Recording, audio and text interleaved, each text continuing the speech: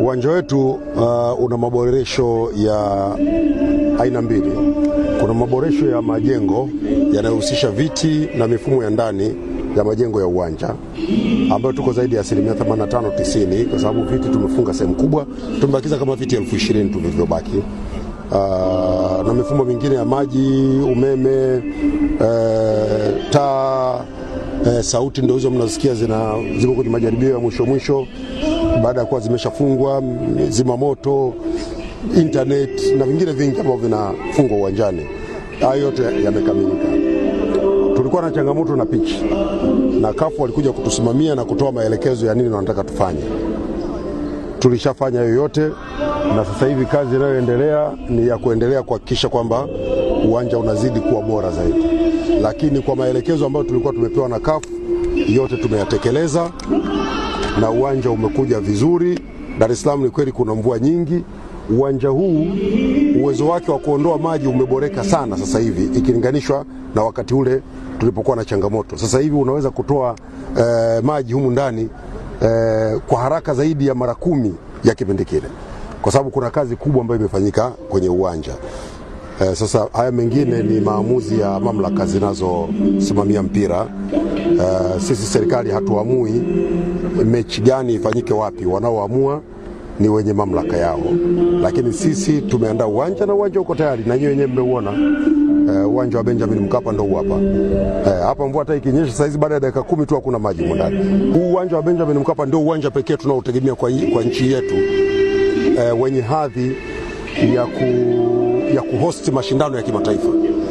Mheshimiwa Rais anatambua hilo. Ameamua kuongeza viwanja vingine viwili kwa mpigo. Kwa sababu leo tunahangaika hapa kwa sababu hatuna uwanja mwingine. Yaani kama sio Benjamin Mkapa hatuna uwanja mwingine. Lakini uwanja wa Arusha kule tuko 43% leo tunakwenda. Sio muda mrefu ule uwanja na wenyewe utakamilika. Tunaanza kujenga uwanja mwingine Dodoma.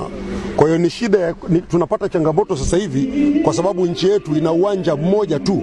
Mheshimiwa Rais Dr. Samia Suluhu Hassan, kwa kutambua changamoto hii na kutambua athari zinazoweza kujitokeza kwa nchi kuwa na uwanja mmoja, ameamua tutumie zaidi ya shilingi bilioni 650 kujenga viwanja vingine vipya viwili, na tutajenga viwanja vingine vya mazoezi.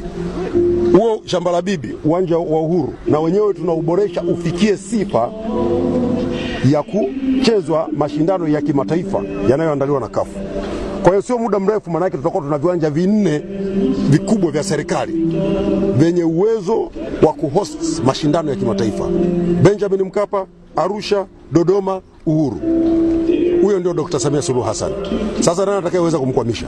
Hapa sasa hizi wana take advantage kwa sababu tu tuna uwanja mmoja. Na uwanja wenyewe uko tayari ndio huu hapa. Hapa zimeweka fedha nyingi. Zaidi ya bilioni 30 zimetumika hapa. Badilisha viti hivyo, weka itatani, sehemu za kukimbilia mnaziona. Tunakwenda kufunga mifumo mipya ya viyoyozi. Tumerekebisha vyumba sijui vya waamuzi, vyumba vya anti-doping, vya madaktari, vyumba vya marefali, ball boys, kila walichokitaka CAF tumekifanya. Tunafanya kazi bega kwa bega na viongozi wa Simba. Tumefanya kazi pamoja mpaka tumefika hapa. Tulikuwa hatulali. Tunafanya kazi hapa usiku na mchana kuhakikisha ile changamoto iliyotokea kwenye ile mechi siku ile tunaikabidhi na tumeimaliza. Mimi naomba waandishi wa habari, mkiona Dar es Salaam kuna mvua nyingi njoni hapa. Alafu mvua ikikatika tu, hesabu ni dakika ya kwanza, ya pili, ya tatu, ya 4, ya 5, ya 6, ya 7, ya 8, ya 9, ya 10. Hamtakuta maji huko. Kuna kazi imefanyika, kuna pesa zimewekwa za walipa kodi humu za kurekebisha.